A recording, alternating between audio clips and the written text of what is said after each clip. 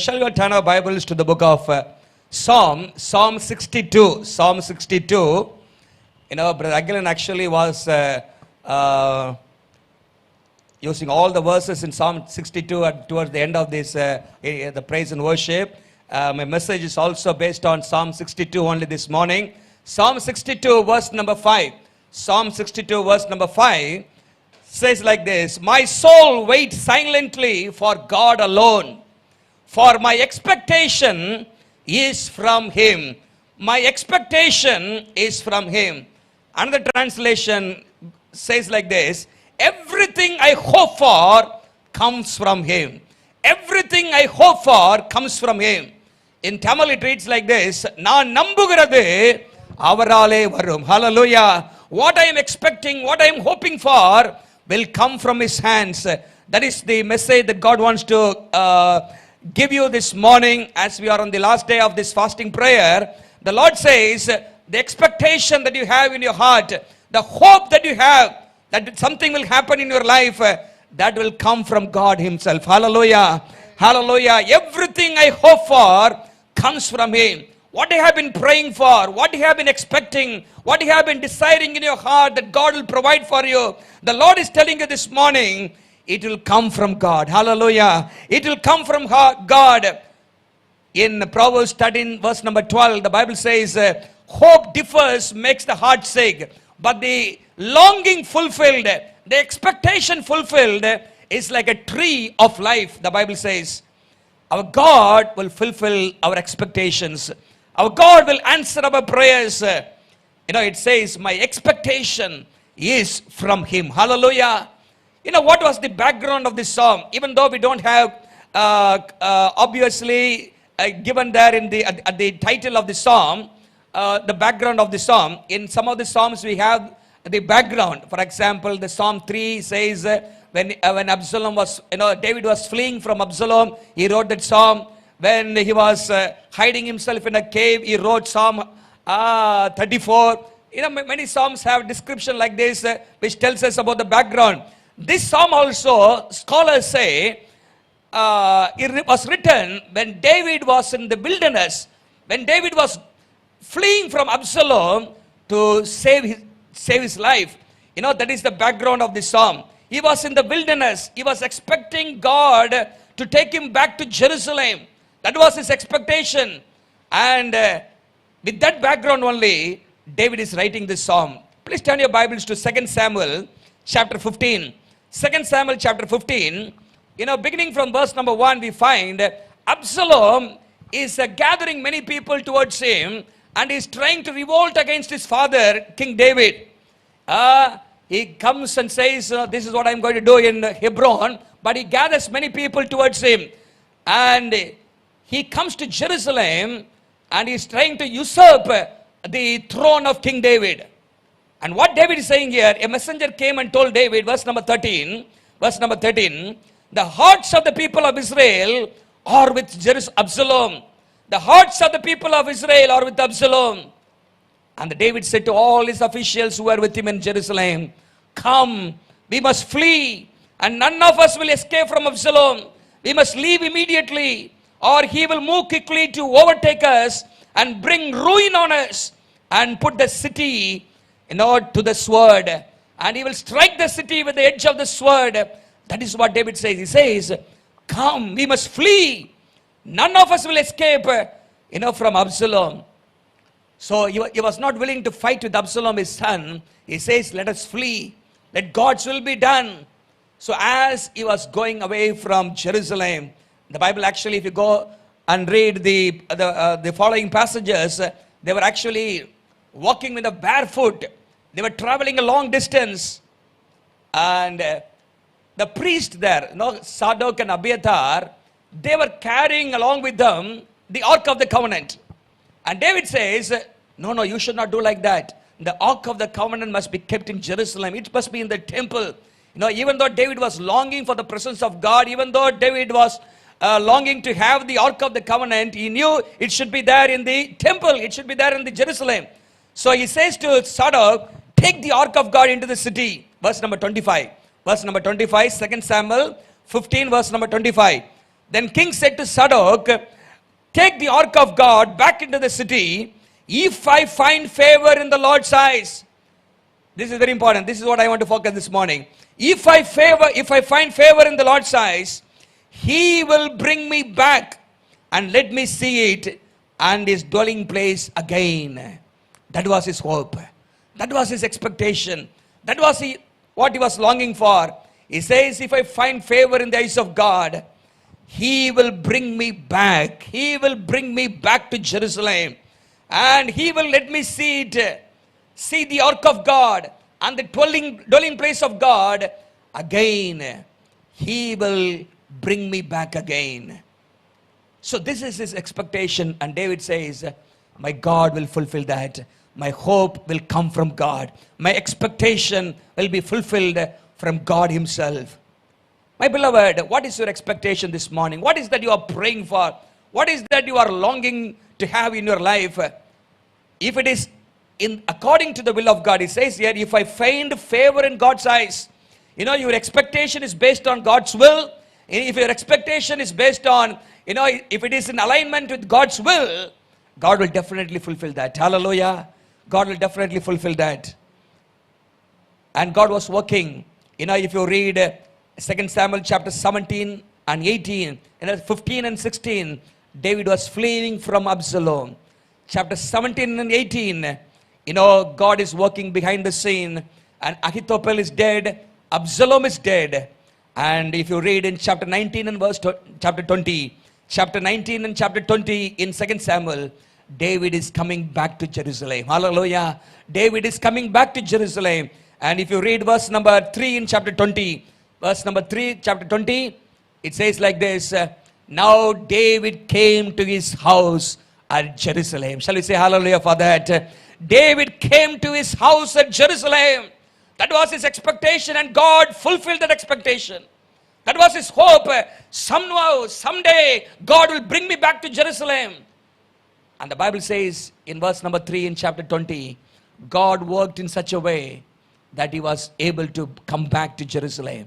Now David came to his house at Jerusalem. What was God doing behind that? And what was David doing in that meantime? That was what I'm going to share with you this morning. 3 things David is saying here in Psalm 62. Psalm 62. There are 3 things that God expects you and I to do for him to fulfill our expectations in our lives. Number one, verse number 5, Psalm 62. My soul, wait silently for God alone. Wait silently for God alone. Another translation says, find rest in God alone. Another translation says, be still before God. Be still before God. Wait silently for him.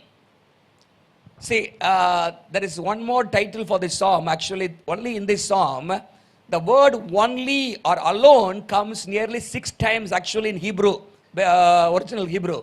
In English, NKJV, if you read, 4 times it comes. For example, verse number 1, it says, wait for God alone. Wait for God alone. Verse number 2, he only is my rock and my salvation. Verse number 5, my soul waits silently for God alone. Verse number 6, he only is my rock and my salvation. Devanaye nokki amandru. Avare. It's not he also, he only, he alone. And it says here, wait silently before God alone. Be still before God. Be still. God wants you and I to wait before him. That is what is very difficult for us. We are living in the days where everywhere is instant. We want instant everything. Instant coffee, instant tea, instant paratha, instant noodles, everything instant. We don't want to wait for a particular period of time. We always rush ahead. We always rush ahead and mess up things many times. What does it mean, waiting before God?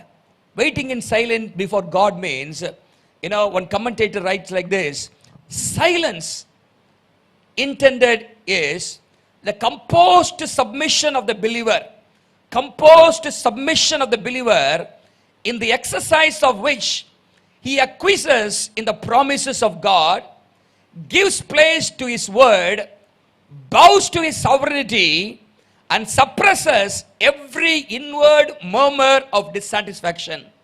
And suppresses every inward murmur of dissatisfaction. What does silence mean? Submission of the believer, acquiescing to the promises of God, giving place to the word of God, bowing before the sovereignty of God, and suppressing every inward murmur of dissatisfaction. That is what being silent before God means. See, if you read the Bible, many places we can find the word be still is used. Be still. Wait before God. You know, when we are still before God, basically three things we can, learn from God. Three things we can expect. Number one, Psalm 46 verse number 10. We all know that passage. Psalm 46 verse number 10 says, be still and know that I am the Lord. Be still and know that I am the Lord. Being still helps us to know God better. If you are not still before God, if you don't wait before God, you will not be able to understand the character of God, in the right manner. We will know about God in a better way only when we, wait before God. Unhurried reading, meditating, staying in the presence of God, reading the word of God alone will help you to understand who God is. That is why in Psalm 46 verse number 10, even though it is a very familiar verse, how many of us have really experienced the blessing of that word in our lives? Be still and know that I am the Lord says. Know about God, know his character, know his plans, know his purposes, know who God is, understand his purpose in your life. The being still helps us to know God better. Secondly, being still, what does it do? Please read Numbers chapter 9 verse number 8. Numbers chapter 9 verse number 8. It says like this, Moses said to them, stand still, be still, that I may hear what the Lord will command concerning you. What does it mean?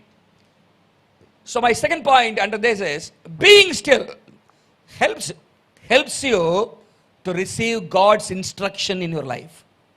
Unless and until you remain still before God and wait before God, you will not be able to receive God's guidance in your life.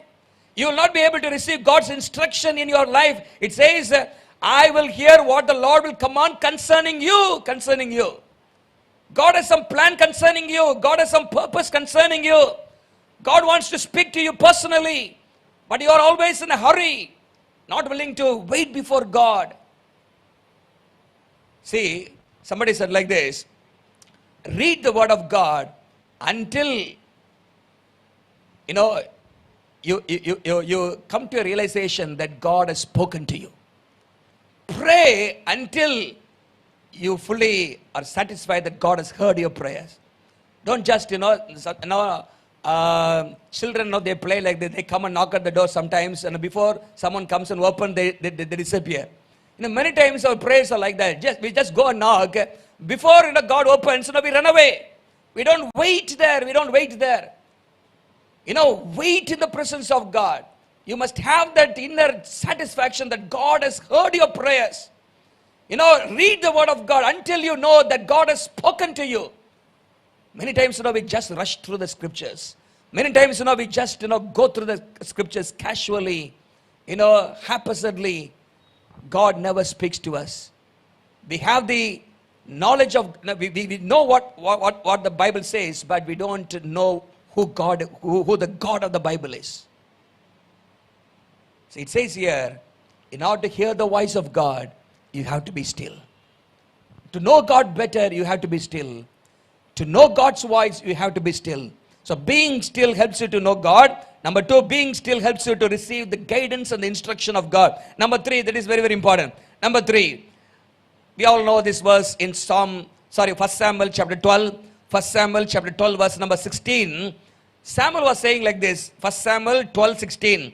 Now therefore stand still and see this great thing which the Lord will do before your eyes. Stand still and see this great thing which the Lord will do before your eyes. And they all saw what God was doing before their eyes. And God sent thunder and lightning, and God was fighting the battle. And if you come back to Exodus 14, now we all know this scripture passage well again. Exodus 14 verse number 13 and 14. What does it say? Be not afraid, stand still or be still and see the salvation of the Lord, which he will accomplish you for today. For the Egyptians whom you see today, you shall never see again. The Lord will fight for you, and you will hold your peace. The Lord will fight for you. You be still. You be still. Do not be afraid. All the people of Israel, they were agitated. They were really afraid because the army of Egypt was behind them and the Red Sea was before them. And they thought they were going to die. And they were all murmuring, if only we had been there in Egypt, it would have been good. But Moses said, be still. Be still and see the salvation that God is going to bring before your eyes. The Egyptian that you see today, you shall see them no more. And God will work for you. So they stood still and God worked for them. Hallelujah. They saw with their own eyes what God was doing before them. They have never seen that happening before that period of time. And what was happening? The Red Sea parted and the people were walking as they were walking on the dry ground. The Bible says in Exodus 14 verses 15 onwards. So my third point is, being still helps you to see God at work in us and for us. Being still helps us to know, helps us to see God at work in us and God at work for us. Hallelujah. So be still, be still. Stand before God, wait before God. Don't be in a hurry. Don't, rush God. God is not in a hurry. God is never late. He's also not early also. God is always on time. Hallelujah. God wants you and I to wait before Him. Learn from His feet, at His feet. So stand still, be still. 3 things I told you. It helps you to come to know God. It helps you, to receive the instruction from God. Number 3, it helps you to see God at work in you and for you. What was God doing in the meantime when David was in wilderness?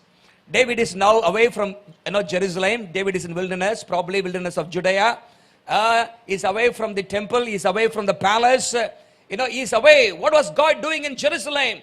It is God's plan. It is God's intention that David should come back to Jerusalem.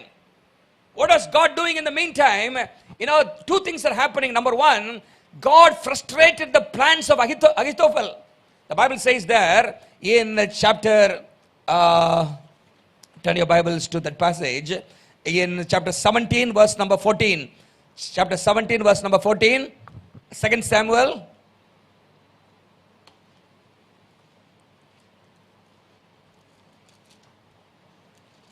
And before that I will read one more verse in chapter 15.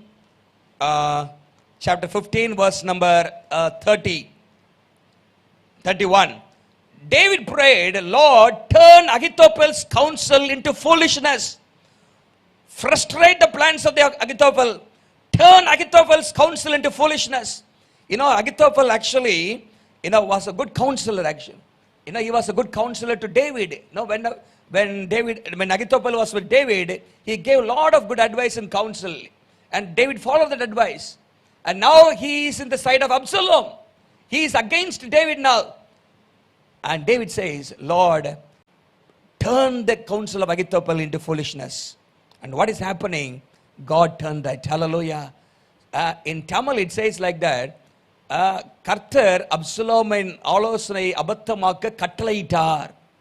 Kattalayitar, he commanded that the plans of Ahithophel will be foiled, will be frustrated, will be defeated. And it happened like that. And after that, what happened? In chapter 18, Absalom also died. As he was going in a donkey, suddenly, his hair, very, very thick hair, it got caught in a tree. The donkey went forward and he was hanging between the heaven and the earth. suddenly Joab came and killed him.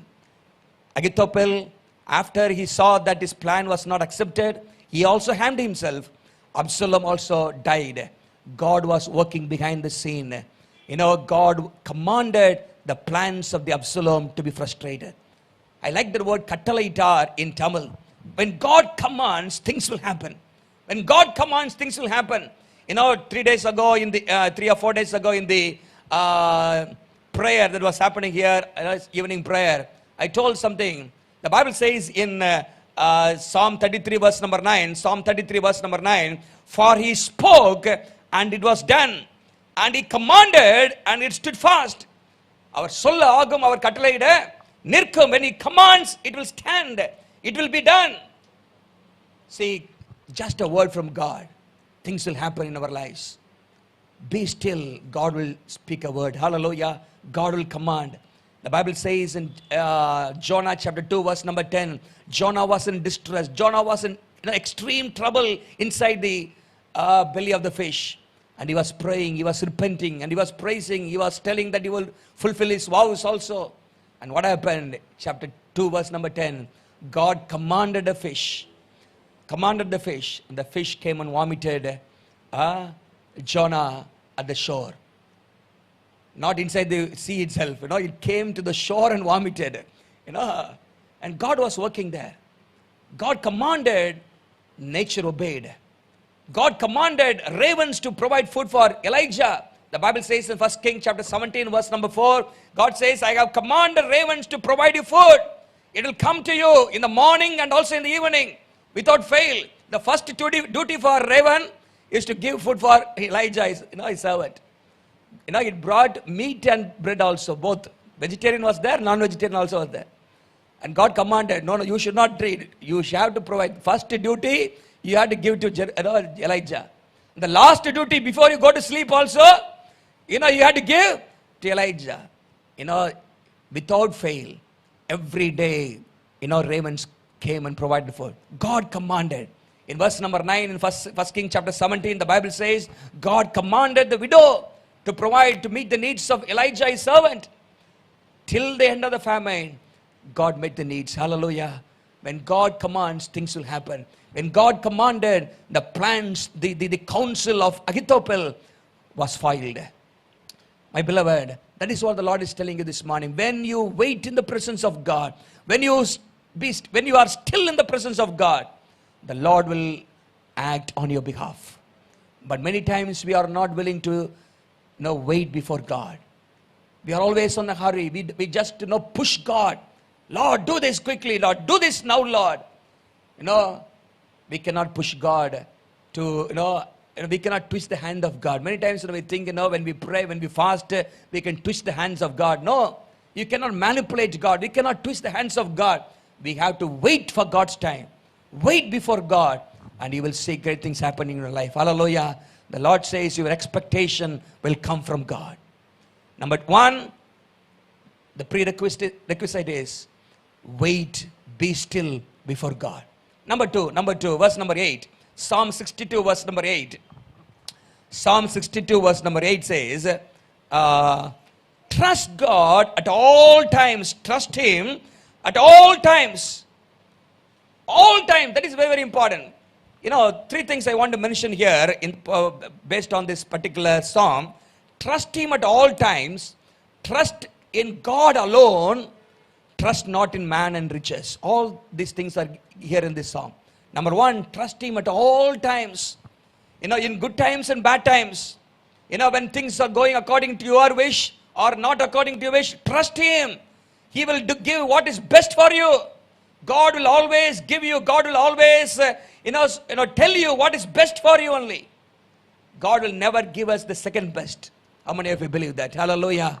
God always provides for His children the first one. Hallelujah, the best one. The Bible says here, trust Him at all times. What did David say in 2 Samuel 15? Even though he had that expectation, he said one more thing also. Verse number 26. But if he says, put the previous verse also, 25. Carry the ark of God back into the city. If I find favor in the eyes of the Lord, He will bring me back and show me both the ark of the God and his dwelling place in Jerusalem. If he says, I have no delight in you, he says, here am I, Lord. Let him do to me as seems good to him. Hallelujah. Let him do to me whatever seems good, to him. That is the trust. Hallelujah. I know God will do only what is good for me. Hallelujah. Trust in the Lord. It's not giving a command to God, accepting whatever he, gives us. Trust God at all times. Job 13:15, we all know, even if he slay me, yet I will put my trust in him. Trust in God at all times. How many of us put our trust in God at all times? Many times we question God. Many times when things go wrong in our lives. Many times when prayers are not answered, when prayers and answers are delayed, we doubt God. We don't put our trust in God. We suddenly shift our trust to somebody else. Trust in God alone. I told you 4 times the word alone or only comes in this song.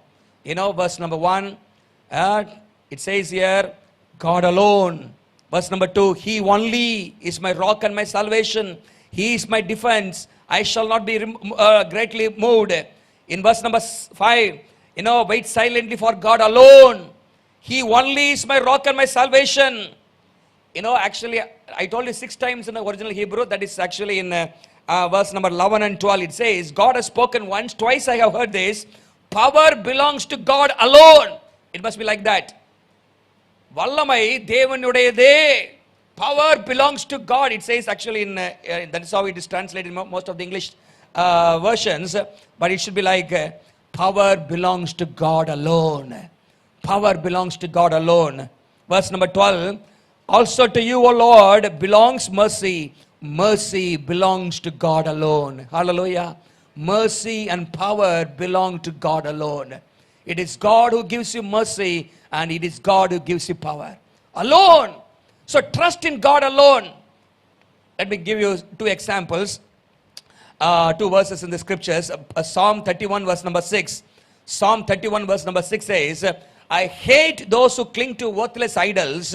As for me, I trust in the Lord alone. I trust in the Lord alone. In Psalm 40 verse number 4. Psalm 40 verse number 4. Blessed is the one who trusts only in the Lord. Only in the Lord. Where is your trust today? Do you trust God alone? If you trust only in God, God will act on your behalf. If your trust is divided, if your trust is in several places, you cannot see God acting and working on your behalf. That is why it says, trust in Him at all times, trust in God alone. And also the last 2 verses 9 and 10, it says, trust not in man or riches. Men of low degree are a vapor, men of high degree are a lie. If they are weighed on the scales, they are altogether lighter than vapor. Now, if you put vapor in one balance and men of high degree and low degree, all kinds of people in another balance, the vapor will come down and man will go up. That's what it says. Yeah. What does it say? They are altogether lighter than vapor. So why do you put your trust in man? That's why in Isaiah 2:22 we read, Isaiah 2:22, stop trusting in mere humans who have but a breath in their nostrils. Why hold them in esteem? Stop trusting in mere humans. Nasile swasamulla manishane nambuvadai vittu vidungal. Stop trusting in mere humans who have but breath in their nostrils. And also it says, verse number 10, if riches increase, don't set your heart on them. If riches increase, don't set your heart on them. Hallelujah. Today you may have riches, tomorrow it may be gone. That's why Proverbs 11:28 says, Proverbs 11:28, he who trusts in his riches will fall. He who trusts in his riches will fall. Don't set your heart on the riches. Don't set your heart on money. Man, don't put your trust on man. Don't put your trust on money. Don't put your trust on might also. So trust not in these things. Trusting God. If you want God to fulfill your expectations, if you want this particular thing to happen in your life. Verse number 5. My expectation is from him, and God's expectation from you is trust in me at all times. Hallelujah. And David in the wilderness. David in the wilderness. In chapter 15 and 16, he was fleeing from Absalom. In chapter 17 and 18, David is in wilderness and God is working something, in Jerusalem. God is, planning to bring David back to Jerusalem. And David was simply trusting in the Lord. Hallelujah. He was not making any crooked plans. He was simply trusting in the Lord, to bring him back to Jerusalem. Thirdly, number 1, wait before the Lord. Number 2, trust in him. Number 3, verse number 8, the second part. The second part of verse number 8 says, pour your heart before him. Pour your heart before him. Pouring our heart. What does pouring our heart before, heart to God mean? Pouring our heart is to unburden ourselves in prayer.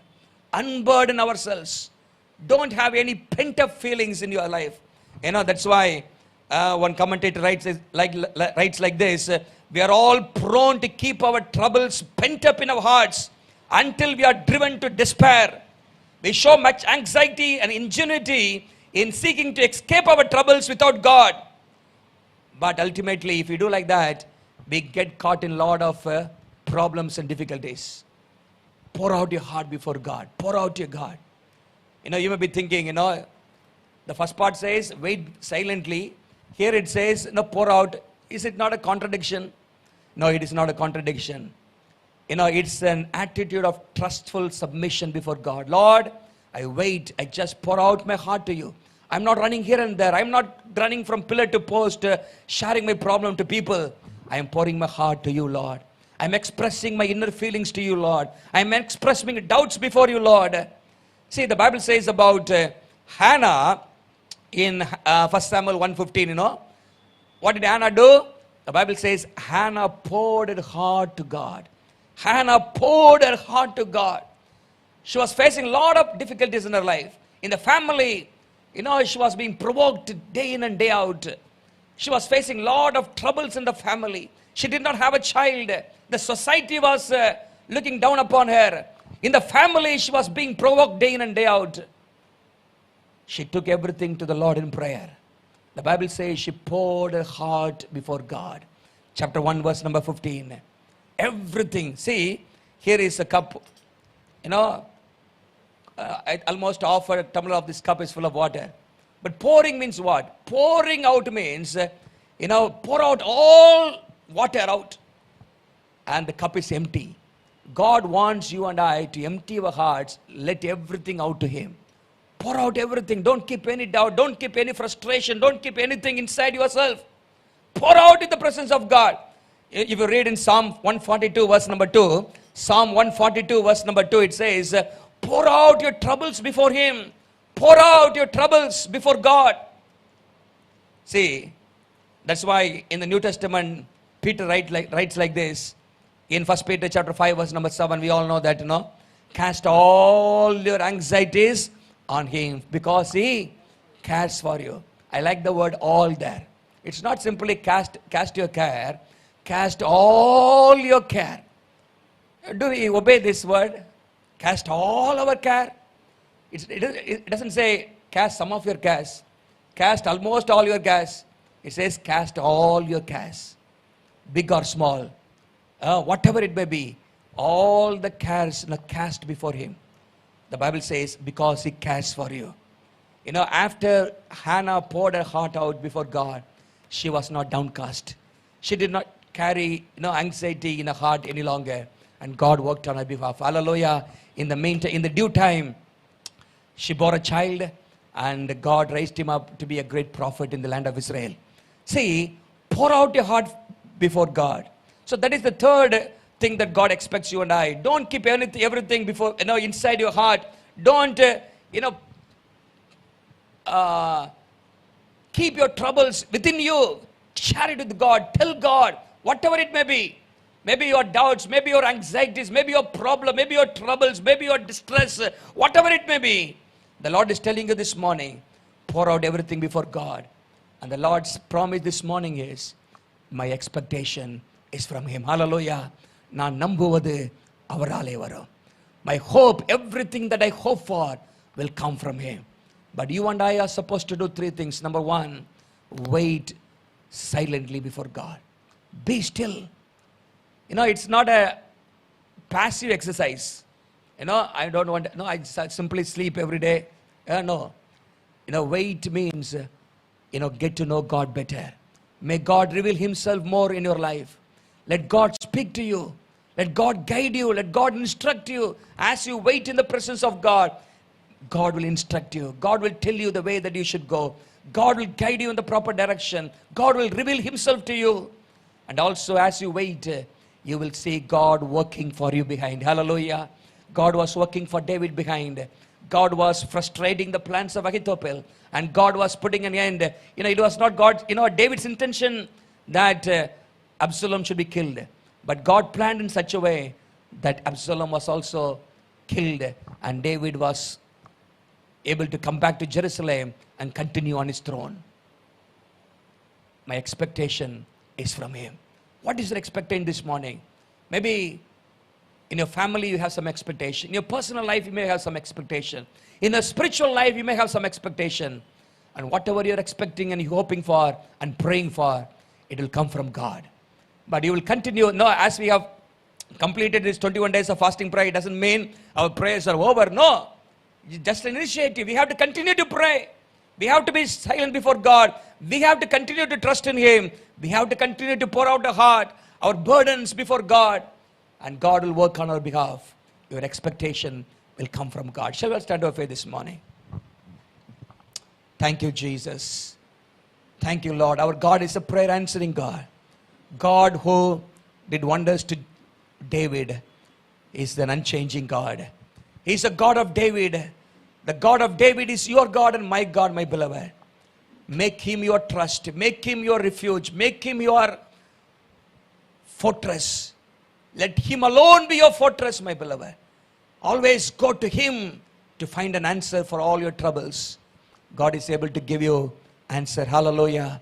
That is why in Psalm 46, David says, our God is an ever-present help in times of trouble. He is our ever-present help in times of trouble. Hallelujah. How many of you are pouring out your heart before God? Hallelujah. These three things that I told you may seem very simple, but it is very difficult. Waiting before God is very, very difficult. It is a discipline that you need to practice. Waiting upon God. They that wait upon the Lord shall renew their strength. As you wait and be still before God, you will find an inner strength in you. Hallelujah. We are always in the hurry. We are always on the run. Hallelujah. We need to wait before God, my beloved. Hallelujah. Be still and see the salvation that God is going to bring in your life. Be still and see what God is going to do in your life. Wait before God. Trust God at all times. That is also not easy. We can say, I trust in God. But it's a lifelong experience, my beloved. Today you may trust God. Tomorrow you distrust God. But trusting God at all times is a lifelong experience. Only at the end of your life, God can testify, my son, my daughter has trusted me all through her life, all through his life. Can God say like that about you? Hallelujah. Trusting God at all times. Lift your hands and say, Lord, help me, O God, to trust you at all times, O Father. In good times and bad times. Hallelujah. In troubles, in anxieties, in every situation that I go through. Lord, help me, O God, to trust in you, O Father. Because we know that you have a plan to prosper us, not to harm us. Because you have a plan, Lord, to give what is good for us, O Father. What is best for us. Help us to trust in you all the time. Pour out your heart. That is also very, very important. Remember the cup example, the tumbler that I showed you. Even if there is something that is left behind, you cannot expect great things. Pour out. Give everything into the hands of God. Cast all your cares upon him. And you will see miracles happening in your life. Hallelujah. Thank you, Jesus. Don't try to work out don't try to work out solution on your own strength, on your own wisdom. on your own understanding. Let God work on your behalf. Let God do great things for you and me. Shall we all pray this morning before? Hallelujah. You are my refuge. You are my refuge. You are my fortress. You are my friend in need. Yes, Lord. You are my God, and I will worship you with all of my heart, and I will seek your face all through my life, and I will serve you, Lord, with all that I have. Here I am. Here I am. Oh Lord, here I am. Oh Lord, Here I am. oh Lord. Here I am. Yes, Father. We trust in you alone, Lord. Hallelujah. We can easily say with our mouth, but it is difficult to practice in our life. But this morning, may the Lord help us. May Lord give us grace to trust in Him all the time. Hallelujah. Like Job, like Shadrach, Meshach, Abednego, like Daniel, like Paul. May our trust be always in God, not in man, not in money, not in any other thing in this world. Trust in God alone, and you will find your expectation coming from the hands of God. Gracious Heavenly Father, we thank you this morning for speaking to us, Lord. Thank you, Lord, for the life of David, oh Father. Thank you, Lord, for the wonderful example that He has set for us, Lord. Hallelujah. Help us, Lord, to wait before you, Lord. Help us, Lord, to trust you at all times, oh Father. Help us, Lord, to pour out a heart before you, Lord. Hallelujah. Not withholding anything from, within ourselves, but letting everything know to you, oh Father. That's what we read in Philippians 4:6. Be anxious about nothing, but in everything make your request known to God. Help us, Lord, to make all our requests known to you, oh Father. Bring before your throne, oh God. We thank you, Jesus, and we know that the peace which passes all understanding will fill our hearts and minds. We thank you for this promise, Lord, in Psalm 62 verse number 5. My hope comes from God. My expectation is from God. Everything that I pray for and hope for will come from God, and we thank you for that. Help us to appropriate that promise in our lives. We give all thanks and honor to you. In Jesus' precious name we pray. Amen. Amen. May the grace of the Lord Jesus Christ, the love of the Father, and the fellowship of the Holy Spirit rest and abide with us now and forevermore. Amen. Amen. Hallelujah. God bless you. Your hope will come from God. Hallelujah. Your expectation will come from God. God bless you.